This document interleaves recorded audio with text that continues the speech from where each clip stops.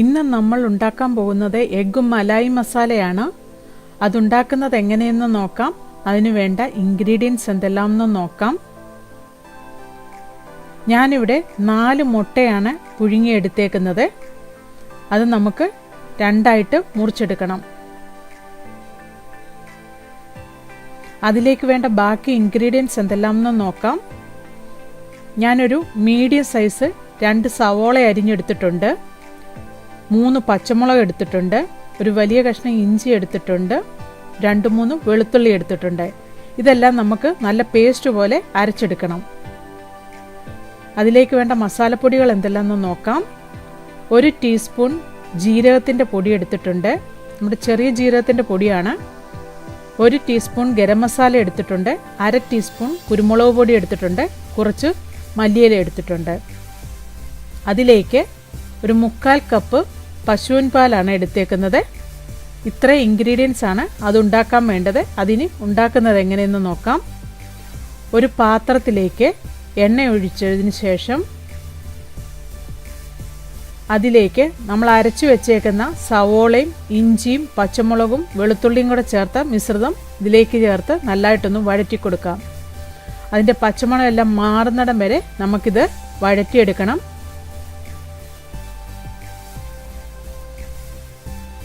നല്ലതായിട്ട് അതിൻ്റെ പച്ചമണമൊക്കെ മാറി അതിൻ്റെ ഒരു കളറൊക്കെ ഒന്ന് വ്യത്യാസമാകുന്നിടം വരെ നമുക്കിതൊന്ന് വഴറ്റിയെടുക്കണം.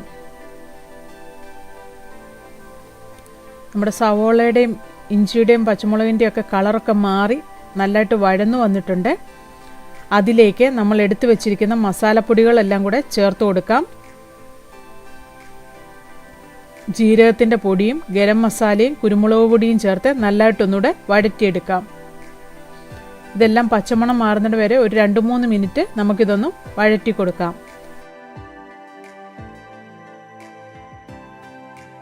ഇതെല്ലാം വഴറ്റിയതിന് ശേഷം അതിലേക്ക് നമുക്ക് പാല് ചേർത്ത് കൊടുക്കാം. പാലും ചേർത്ത് വീണ്ടും നല്ലതായിട്ടൊന്നുകൂടെ ഇളക്കി യോജിപ്പിക്കാം. ഒരു 2-3 മിനിറ്റോളം നമുക്കിതൊന്ന് ഇളക്കി കൊടുക്കാം. പാലും മസാലയും ഉള്ളിയും എല്ലാം കൂടെ മിക്സ് ആകുന്നിടം വരെ നമുക്കിതൊന്ന് ഇളക്കി കൊടുക്കാം. അതിലേക്ക് ആവശ്യത്തിന് ഉപ്പ് ചേർത്ത് കൊടുക്കാം. ഉപ്പും ചേർത്ത് വീണ്ടും നല്ലതായിട്ടൊന്നുകൂടെ ഇളക്കി കൊടുക്കാം. ഇതിലേക്ക് നമുക്കൊരു 1/4 ടീസ്പൂൺ മഞ്ഞൾപ്പൊടി ചേർത്ത് കൊടുക്കാം. ഇത് ഓപ്ഷനിലാണ്, വേണമെങ്കിൽ മാത്രം ചേർത്ത് കൊടുത്താൽ മതി. ഇതൊരു കറിക്കൊരു കളർ കിട്ടാൻ വേണ്ടി മാത്രമാണ് ഈ മഞ്ഞൾപ്പൊടി ചേർത്ത് കൊടുക്കുന്നത്. ഒരു 1/4 ടീസ്പൂൺ മഞ്ഞൾപ്പൊടി ചേർത്ത് കൊടുത്താൽ മതി.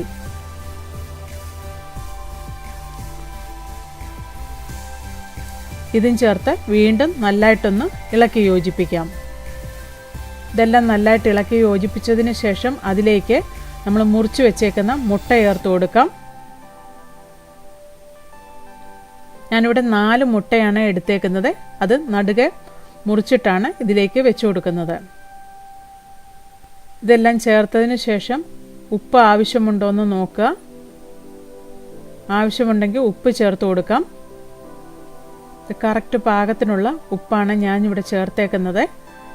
ഇനിയും ഇത് അടച്ചു വെച്ച് ഒരു 2-3 മിനിറ്റ് നമുക്കിതൊന്ന് തിളപ്പിച്ചെടുക്കാം. അത് ലോ ഫ്ലെയിമിൽ ഇട്ട് വേണം അത് തിളപ്പിച്ചെടുക്കാനായിട്ട്. നമ്മുടെ മുട്ടയിൽ ഈ മസാലയുടെ എല്ലാം ടേസ്റ്റ് പിടിക്കാൻ വേണ്ടിയാണ് ഇങ്ങനെ അടച്ചു വെച്ച് വേവിച്ചെടുക്കുന്നത്. നമ്മൾ അടച്ചു വെച്ചിട്ട് 2-3 മിനിറ്റായി. ഇനി ഇതൊന്ന് തുറന്ന് നോക്കാം.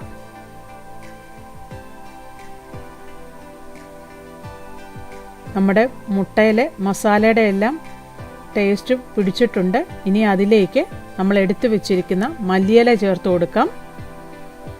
മല്ലിയിലയും ചേർത്ത് വീണ്ടും ഒന്നുകൂടെ യോജിപ്പിച്ചതിന് ശേഷം തീ ഓഫ് ചെയ്യാം. നമ്മുടെ എഗ്ഗും മലായി മസാല റെഡിയായി. അതിനെയും ഒരു സെർവിങ് പ്ലേറ്റിലെടുത്ത് നമുക്ക് സെർവ് ചെയ്യാം. ചപ്പാത്തിയുടെ കൂടെയും അപ്പത്തിൻ്റെ കൂടെയും എല്ലാം കഴിക്കാൻ പറ്റിയ നല്ല ടേസ്റ്റുള്ള കറിയാണ്.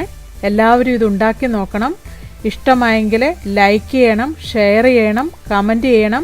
എൻ്റെ ചാനൽ സബ്സ്ക്രൈബ് ചെയ്യാത്തവർ സബ്സ്ക്രൈബ് ചെയ്യണം. താങ്ക്